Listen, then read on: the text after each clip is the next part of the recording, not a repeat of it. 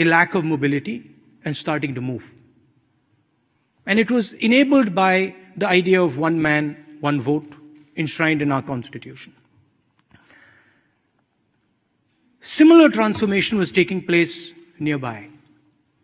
Hundreds of millions of people in India, hundreds of millions of people in China, changing their way of being, changing their existence. The idea was the same. Urbanization, modernity, but the method and the way they did it was completely different. China did it in a centralized way, reasonable amount of violence, managed by the Communist Party, managed by the People Liberation Army. And India did it organically, in a decentralized way. Anybody could do anything they want. Anybody could move wherever they wanted. China, the Communist Party decided where you would go. But the end result was a massive transformation of hundreds of millions of people. Never seen before. Never ever in human history have so many people changed their way of living, changed their view of the world, changed their vision. And there were a couple of things that were the foundation of this transformation in India. One idea was that if India was going to go through this risky transition, difficult transition, dangerous transition, everybody should be included in it. India should not transform itself for few people. India should not transform itself for just one community or one group of people. India should transform itself for every single Indian. Every single Indian should be able to aspire. Many languages spoken in my country, many, many different states, different cultures, different ideas. We wanted all of them to be included in this sort of awakening, or in this transformation. The second idea was that this transformation would mean different levels of risk for different people. So poor people would face a higher risk in this transformation. They would have to make a much bigger change. They would have to move from a village to a city. The risks were much bigger. Certain communities, certain groups of people would struggle. Certain groups of people would require a cushion, maybe some help. Dalit communities, lower caste communities, tribal communities, minorities. So the idea was that as we transformed, the government should support its people, should help its people smoothen this traumatic transition, this traumatic change. So the government, pretty much all governments, until the last one, this one, 2014, Narendra Modi government, followed these two ideas very, very strongly. So for example, poor country like India guarantees 100 days of work to all its poor people. It's called the Guaranteed Employment Scheme. You can be anybody, any religion, you can speak any language. If you live in India, you're a poor person, you get 100 days of guaranteed employment. Right to food. Every single Indian person has the right to food. The state helps give them food, doesn't allow them to go hungry. The right to information. Doesn't depend on your religion. Any Indian person can ask their government about what is going on. And I can take you back a few years, bank nationalization, designed to give credit to many more people. So these were two of the fundamental ideas that pretty much every single Indian government held true, which has now been attacked and to a great extent damaged by the government in power today. They do not feel that every single person in India should have access to the fruits of this transformation. They feel that tribal communities, poor farmers, Dalit communities, lower caste people, minorities should not get the same benefits that the elite of the country get. And our point is that the risk was everybody's. Everybody took the risk, and we feel everybody should get the reward. The other thing they've done is they've started attacking the support structures that were designed to help certain groups of people. Very recently, a law that protected the Dalit community from violence was scratched down. The right to food was weakened. The right to guaranteed employment weakened. And all the money that used to go into these schemes is now going into the hands of very few people, the largest corporates in the country. But that's not the only damage they've done. There's something much more significant and dangerous that the government has done. This transition that took place on an informal economy, took place on the back of millions of small and medium businesses that allowed people from the villages to come to the cities, to do a job for a couple months, and then go back to the village. They acted like a shock absorber. A couple of years back, the Prime Minister demonetized the Indian economy. He basically said that 1,000 rupee and 500 rupee notes would be worthless. And he destroyed the cash flows of all these small and medium businesses. Millions and millions and millions of people who worked in the informal sector were left unemployed. I want to give you a sense of the scale of this. China produces 50,000 new jobs every 24 hours. In the same amount of time, in the same 24 hours, India, a country that is approximately the same size as China, produces only 450. And they didn't stop at demonetization. They imposed a badly conceptualized, badly thought through, badly implemented goods and services tax, which complicated the lives of these small and medium businesses, and basically resulted in the closure of hundreds of thousands of them. And large numbers of people who worked in these businesses were forced back to the villages. And these three things that the government has done has made India angry. And that's what you get to read in the newspapers. When you hear about lynchings in India, when you hear about attacks on Dalits in India, when you hear about attacks on minorities in India, that's the reason for it. That a huge, powerful transformation, which is frankly shaping the entire world, requires certain protections for its people. And that protection is being taken away. And India is reacting to that. It's very dangerous in the 21st century to exclude people. And I want to give you a small example. A strong example, but a small, strong example. The United States attacked Iraq in 2003. And one of the first things they did was Executive Order 1 and Executive Order 2, which is in common parlance called de-Baathification. But in fact, it was a law that stopped a particular tribe in Iraq from getting government jobs, a law that stopped them from getting jobs in the army. And there was a history to it, so it seemed like a very innocuous decision at the time.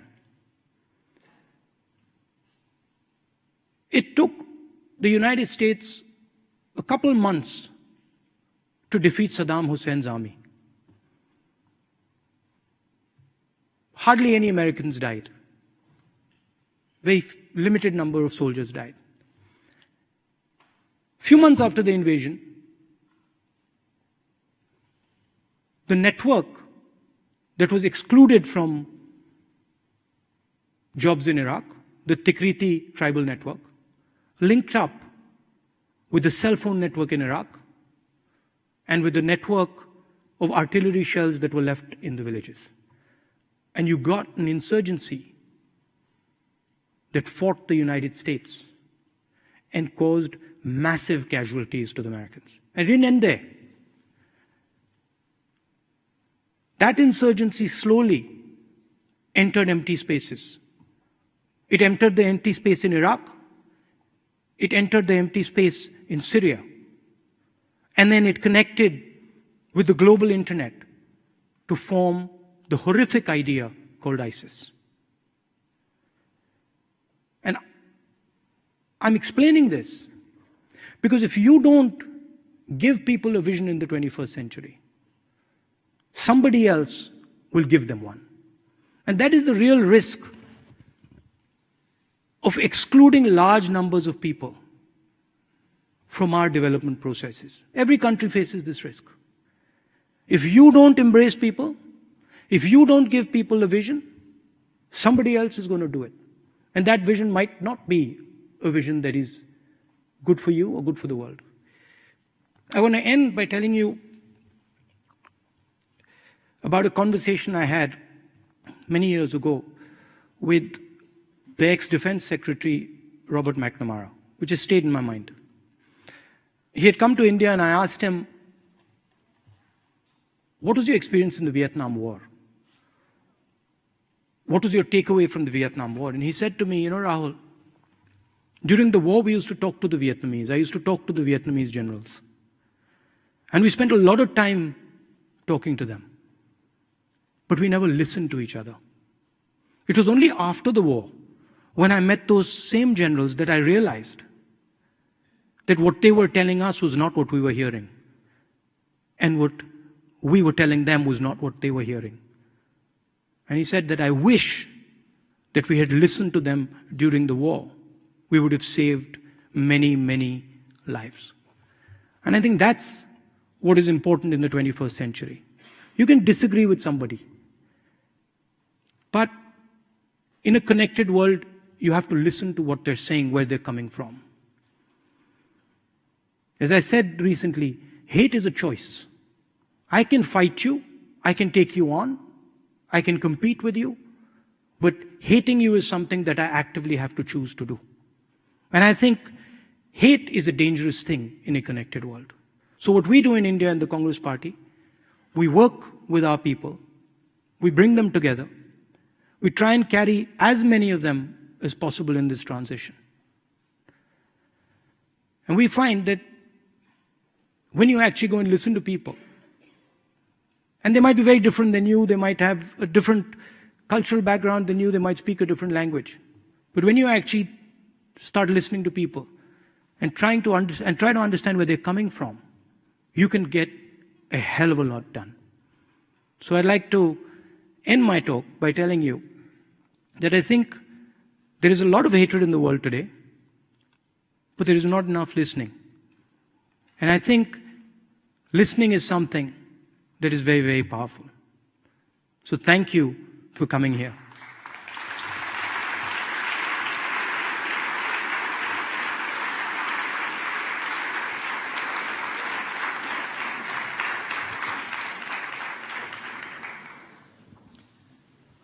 Thank you so much. I think there will be lots of questions from the audience, but let me go first. Okay. Because your last example was very interesting, talking about hate, because in these times we are talking a lot about hate speech and politics, especially when I follow you on Twitter. Yeah, I see a lot of hate speech. I see it with every politician. And me doing the hate speech? No, not you doing, not you. The comments, Sorry, yeah, no. I just making sure. No, I think to listen to each other is very important, but there were times where there was no need to mention it. And also, I remember some weeks ago, there was a discussion in the Indian Parliament where were you making slightly the same point in the debate about that not only fighting against hate is important, but also love. And at the end of the debate, you went over to Prime Minister Modi and you hugged him. Yeah, because And maybe you would like to comment on that. No, it's, you see, non-violence in India is a foundational philosophy. It's a foundational philosophy of our nationhood. It's a foundational philosophy of our entire history. That's the essence of being Indian, is to be non-violent. And the basic idea is this, that if someone hates you, that is something that they're doing. Hate is, it is their internal emotion, it is their reaction to the world. Responding to their hate with hate is quite foolish, because it's not going to solve any problem. And you're in full control of how you respond to things. The only thing really you control is how you respond to things. So when the Prime Minister was making sort of hateful remarks at me, I was feeling that I needed to go in, give him a hug and tell him the world is not such a bad place, and it is not all evil out there, and that there are many people who actually have a lot of affection, and I give him a hug. Thank you. Now, He didn't like that. He didn't like that because, no, Gandhiji actually wrote it. You see, he said that the only way you can counter hate is through love. You can't counter hate with hate because it just increases the hate. And when I actually went and showed affection to the Prime Minister, he was taken aback. He was upset by it. But it works. It really does. also, it was quite unusual and a real surprise, and I also think a real surprise also to the members of your own party, wasn't it? Yeah, they were a bit, some of them didn't like it. Some of them told me later that, you know, you shouldn't have hugged him. But I disagreed. I said, no. I think the conversation, not only in India, the conversation on in the whole world, somehow people think that by hating other people, you'll get a solution. And I've seen in my own life that you simply won't get a solution. The only solution is through conversation. The only solution eventually is by talking to people and showing them that you understand where they're coming from. So then let's see how much love we will get from the questions of the audience. So, as I mentioned, we have participants of this year's Butserio Summer School with us from 33 different countries from all over the world. But I would like to bring in not only participants, but also members of the audience as well. I would like to start with a member of our participants. Over there, Noura, please. Thank you so much for this. Am I allowed to walk up and down? Or? Yes, of course. Oh. Okay, but now I have to stand in honor of you coming.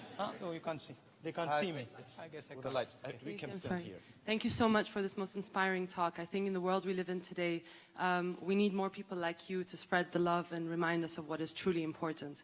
My question is very simple and yet a complicated one. You cannot fight hate with hate, but how do you fight violence? Because today we see many parts of the world where there is violence. How would you suggest that we fight that? The only way you can fight violence is with non-violence. There's no other way. It's the same. There's no other way. You might be under the illusion that you can fight violence with violence, but it'll come back. You might think that you're very powerful and that you can subdue somebody else, but believe me, they'll find a way of coming back. Because violence is being caused because of a certain anger inside. Until you remove the anger, until you understand and remove the anger, it's going to remain there. So you can't fight violence with more violence. And of course there are people out there who are so angry and so deeply infected by hatred that it'll take a huge effort. But I think that's the only way forward. That's the philosophy I believe in. Look, I've lost 2 members of my family. My grandmother and my father were both killed. So I've suffered violence. I'm talking actually from experience. I'm not talking without experience. And I can tell you that when you look at it properly, when you look at violence properly, there is only one way out of it. The only way you can move forward after violence is through forgiveness. There is no other way. And to forgive, you have to understand. You have to understand what exactly happened, why it happened. See, there is the common narrative is there is always someone at fault and someone who's not at fault. But if you go into the nuances, there are people at fault on both sides. And there are people trying to solve the problem on both sides. So it's working that. You will see in the 21st century, you will see a certain amount of violence. It's a result of the connectivity, it's a result of limited resources. You will see it. And you will have to deal with it. But the way to deal with it is to actually listen, is to actually, at least you, from your side, act non-violently. And people think that this is weakness. A lot of people think that if I react non-violently to your violence, this is weakness. But in fact, this is strength. So the next one would be Melanie. And I can... It's okay? Thank you very much for your inspiring talk. I mean, you said you would also talk a little bit about India and the world, and spoke about like the more domestic political issues. Can I interrupt you? Yes. I just want to answer. I just want to put a last answer to that, because it didn't. I needed to close that. See, my father was killed by a terrorist. Okay, he was killed in 1991. In 2009, I saw the person who killed my father lying in a field in Sri Lanka. Okay? And I called up my sister and I said to my sister, Priyanka, this is very strange, but I'm not happy. I should be celebrating that the person who's dead is the person who killed my father. But somehow I'm not happy. And she says, you know what, you're right, I'm not happy either. And the reason I wasn't happy was because I saw myself in his children. So I realized that him lying there actually means that there are kids like me who are crying. And he might have been a bad person, he might have been an evil person, whatever you want to call it. But the violence that was done against him was impacting others, like it had impacted me. So, if you want to truly get into it, you have to understand the person who's being violenced perspective. You have to understand where that person is coming from. And if you go deep into it, you'll find that there is something that has triggered that violence. It's not just a random event. Some action, some violence done against him or her has triggered it. Sorry.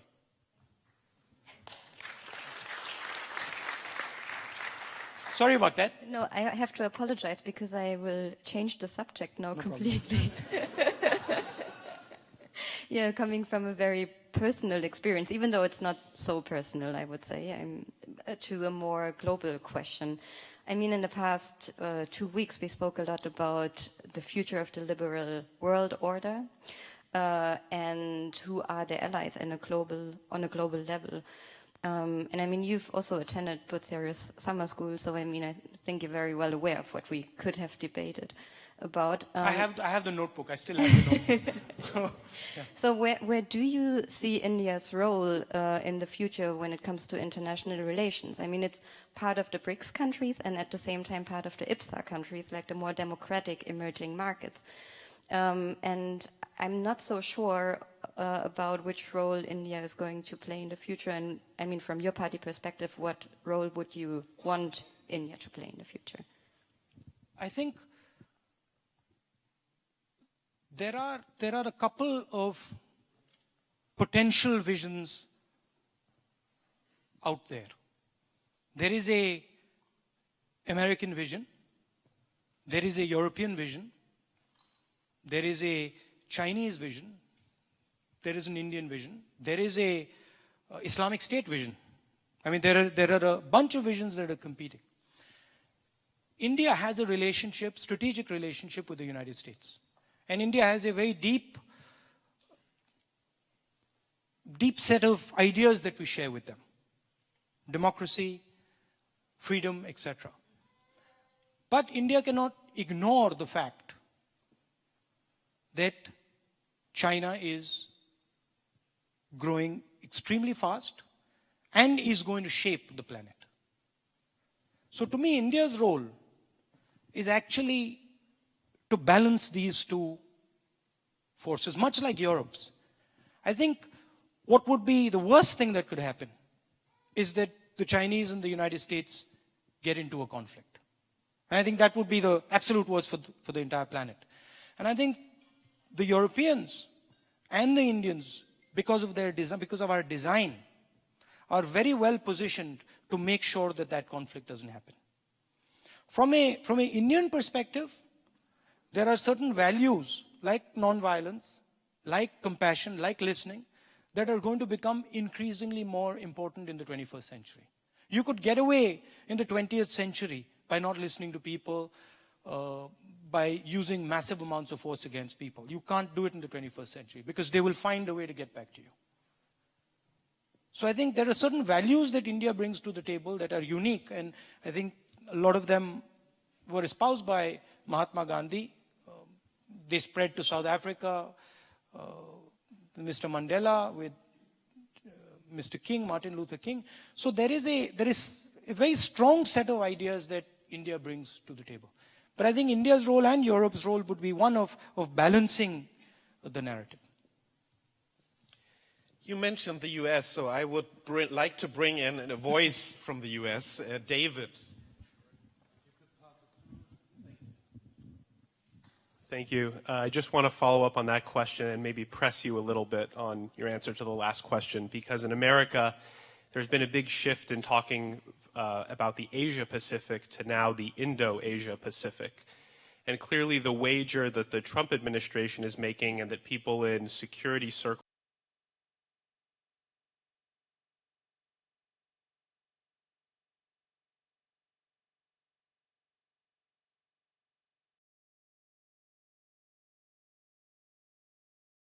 in America are making is that India is willing, able, and prepared to play a larger role in working with the U.S. in Asia.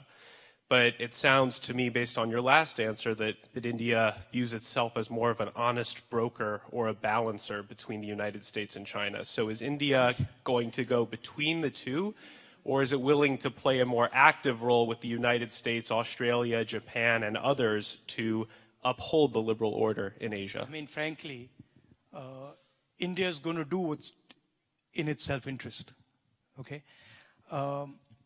But India has a relationship with the United States, and India shares a certain set of values with the United States. So yes, we are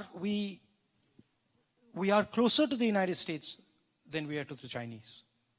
But the Chinese and the United States are both major players on the planet.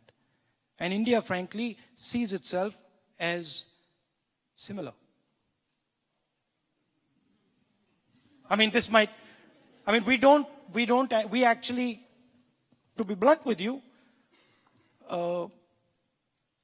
someone asked an Indian leader, do you lean left or do you lean right? And she responded, no, we stand straight. So I think that's really the answer. What is in India's interest is what India will do.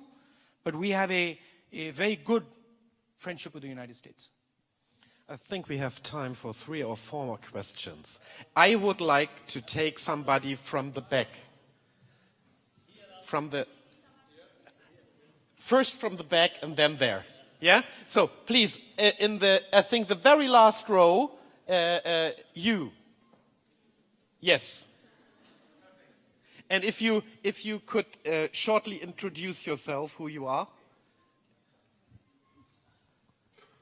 Hello, my name is Deepak Kapoor. I'm from India. I'm a Punjabi living in Hamburg for last 6 years, managing European operations of an Indian multinational here. There is so much talk about hugs, and I would like to experience one to feel it. Sorry, you would like to experience? One to feel it. I would like to experience one to feel it. Oh, okay, there's no problem. Now or later? The opposition guys in parliament, they're very careful of me now.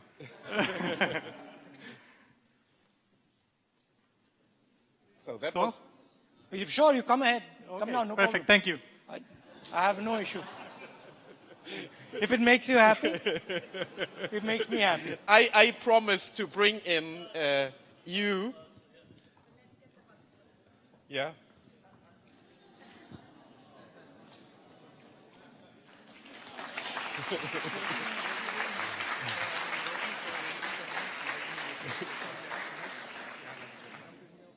I come every 3 months. Yes, for sure. Thank you. So, over here, and if you could also introduce yourself.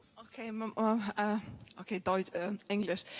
My name is Luba, and I'm from Moldova, but here I'm writing my PhD. My master thesis was about advertising in India. About advertising in India. And I have also advertising, yes. And it's a big pleasure to see you live because I wrote also about you and your family. Okay, I have also to apologize because I would like also to switch the topic. And you know, as you know, nowadays we have a big discussion about refugees from Syria, Iraq, in Germany, and also in Europe. And maybe you have some kind of piece of advice for German politicians, for European politicians. What have they do to make the situation much better, to help people, and also not, because Germans, some groups of Germans are very, I would say, not happy because of this politics. And if we talk about hate and life, maybe you have some piece of advice. Well, and maybe you can say, what would you do if you were, for example, the Chancellor of Germany?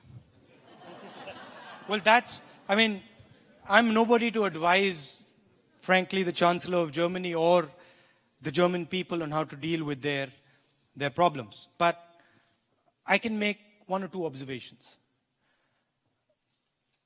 If you look at Western Europe, you look at the United States, and you look at India, and you analyze why a certain style of leadership is coming.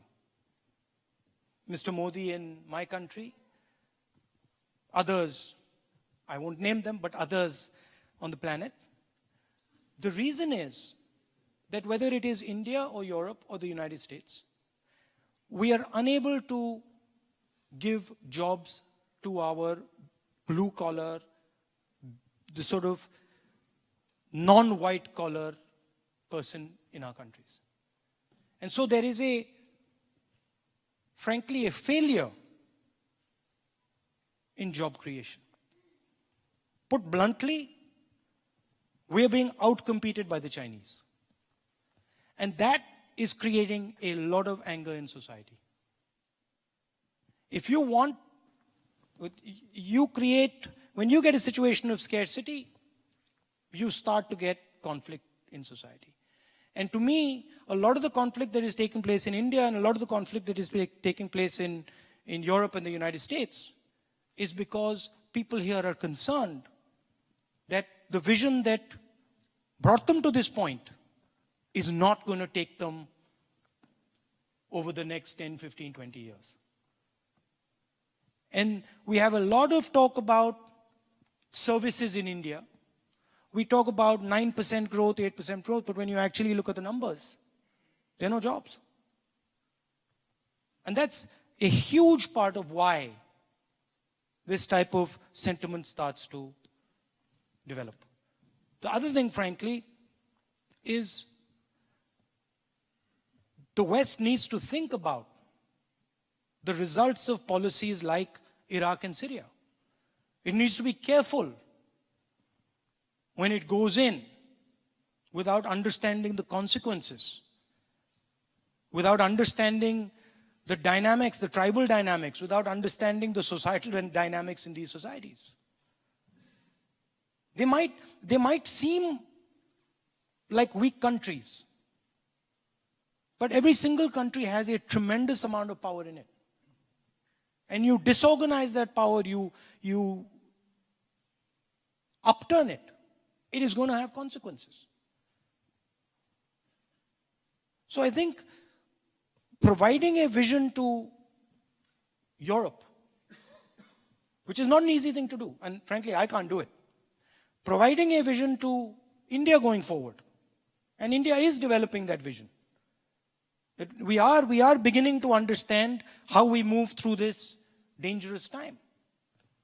But the stuff that worked 5 years ago, I mean, I've experienced it. The stuff that worked in 2004 didn't work in 2014. It just stopped.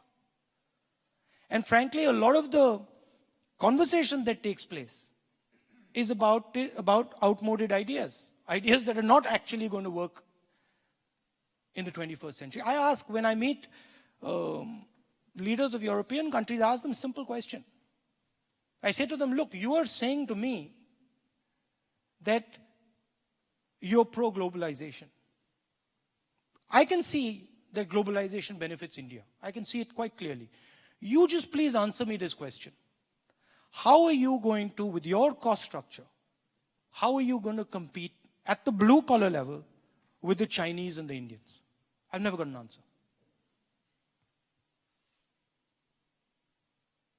And so there is tremendous energy in Europe. There is tremendous ability in Europe. But it requires a vision that utilizes that energy. It requires a vision that brings people together and says, okay, we got a problem. And this is my main complaint with the Prime Minister in India. India has a job problem, but the Prime Minister refuses to say it. And if you don't accept it and you don't say it, you can't fix it.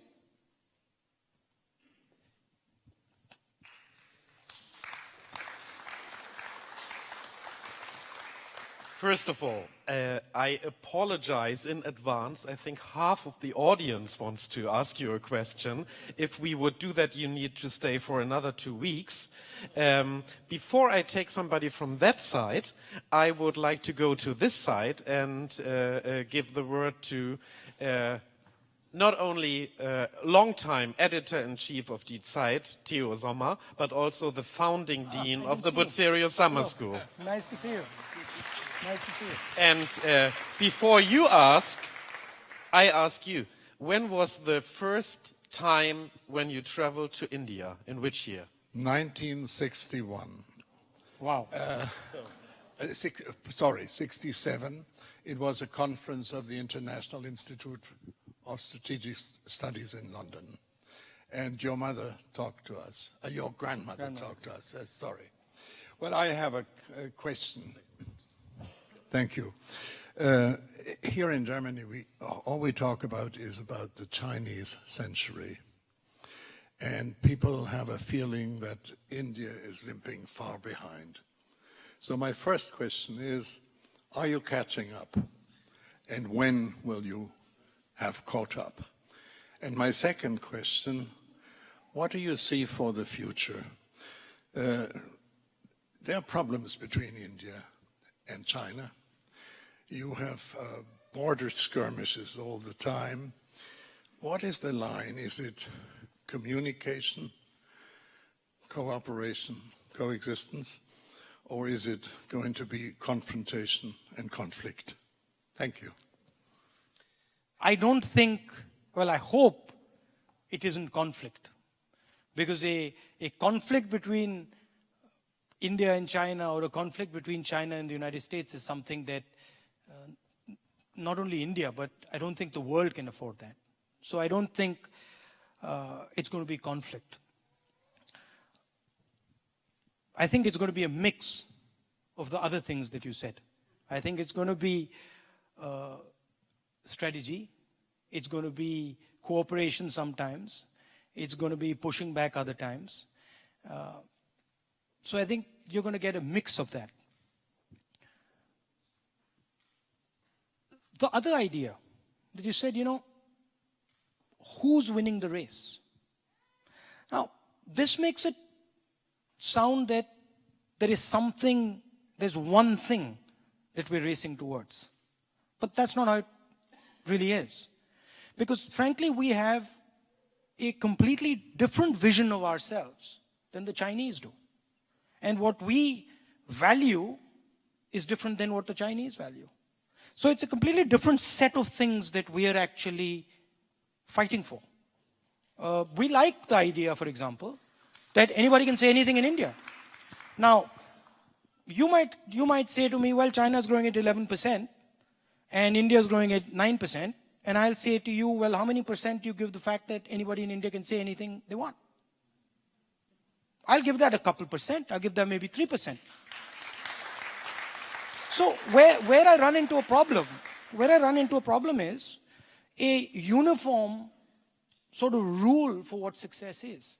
I respect the German people enough to say, listen, how you define your future is up to you. That's why I didn't really tell you,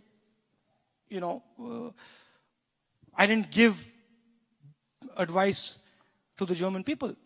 I can't give really advice to you because it's your vision of the world. It's what you have to do. And you will make certain compromises that maybe I won't make, and I'll make certain compromises that you won't make. So it's not this reductive sort of, are you winning or are you losing? This is frankly 20th century stuff. 21st century is we're both winning. We're trying to win here, and I think you can win there.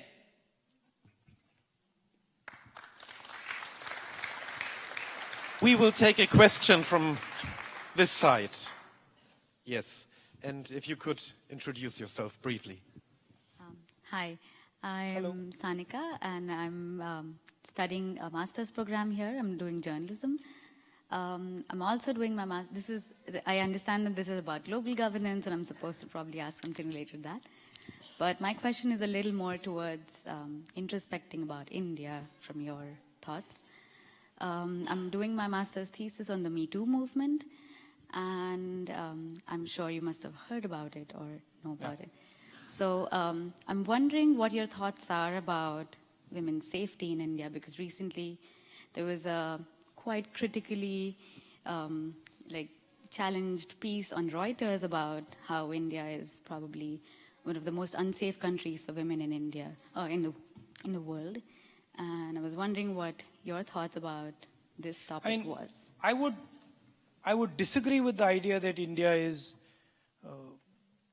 the most unsafe place for women, but I would agree with the idea that the treatment of women in India leaves a lot to be desired. I think there is a huge amount of violence against women in India. A lot of it is visible, a lot of it is on the street. Huge amount of it is invisible, you never see it. It happens in houses. Women never talk about it. I think it is a cultural issue. It is an issue of how Indian men view Indian women. And I think it requires a huge amount of work to fix that problem. That's one component of it. The other component of it is that the level of violence in India, for the reasons I explained earlier, is increasing. And whenever the levels of violence increase, the people who are weakest bear the biggest brunt. So the fact that violence is increasing dramatically in India, women are actually getting a huge share of it. I think it is a tragedy. I am I think that is the single most important thing that India needs to do, is change the way its men view its women.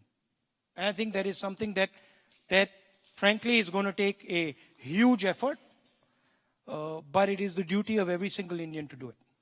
But from Sorry, go ahead. but probably from a policy-oriented or as a Policy budding politician. perspective, a couple of things. When I look at political parties, I don't see women representatives. When I look at the House of Parliament, when I look at legislators, I don't see the amount of women that I should. Because if you don't put women in positions of power, you won't shape the laws. You won't get their voice into the system. So I do a lot of work to try and get women into the system, to try and get women into the Congress party, and try and get women into the Lok Sabha, Rajya Sabha, Vidhan Sabha. We are championing right now a bill of reservations for women in Parliament. So that should be a big step going forward. And there's a lot that can be done on the policy side. And there's a lot that, frankly, has been done. Even at the lower levels in the elections, places are reserved for women. But at the end of it, it is a cultural issue as well. It is literally the way the Indian male views the woman. He has to start viewing her as an equal. He has to start viewing her with respect. He has to start treating her with respect. And I'm sorry to say that he doesn't.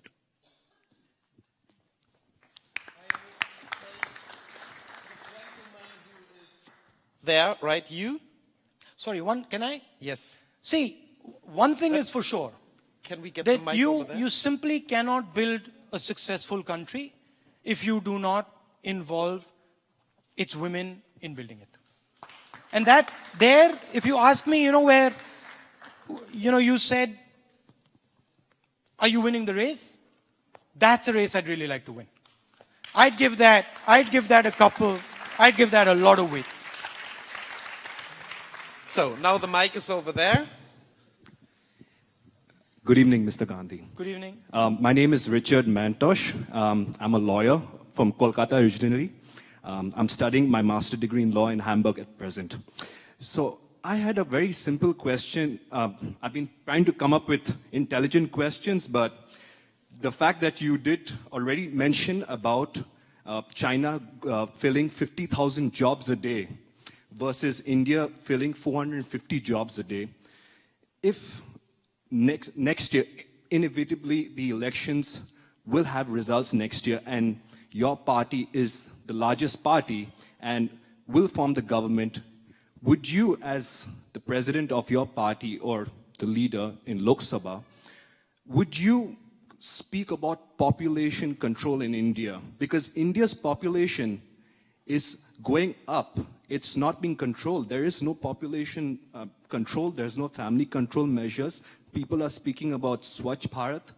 There's a lot of talk going on, but nobody's walking the talk. So would you do that next year, sir? Well, couple of things when you break down the issue of population.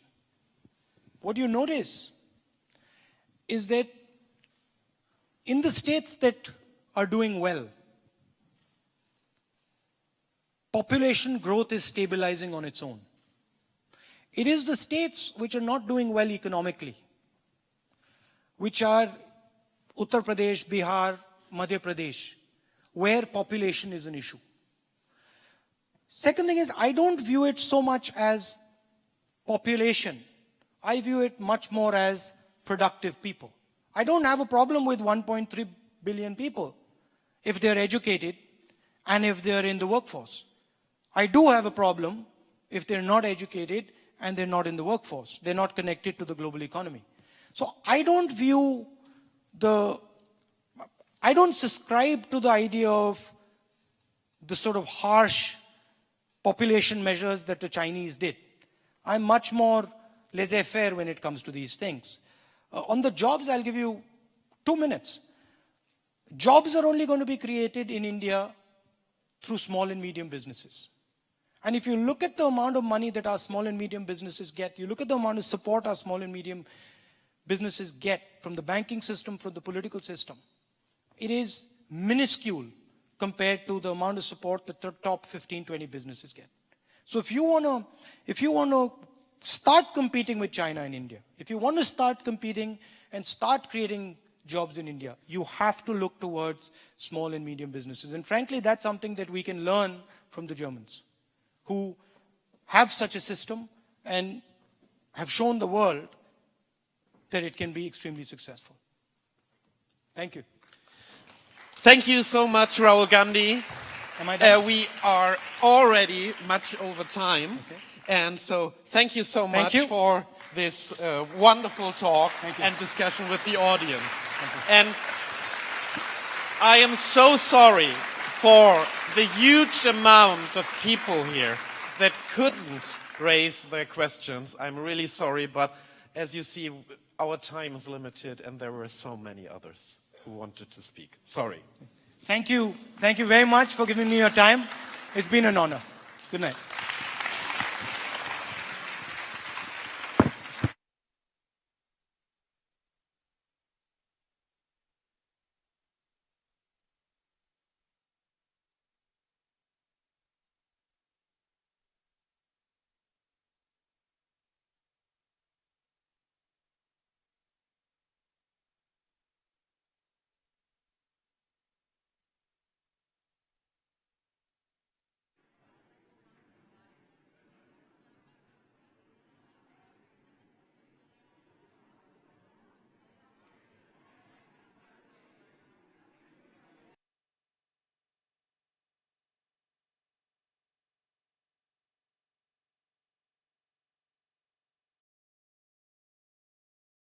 Ford 1 million celebrations. Enjoy special offers on Ford Aspire with cash benefits of 80,000 plus 0% interest rate. Visit nearest Ford dealer now.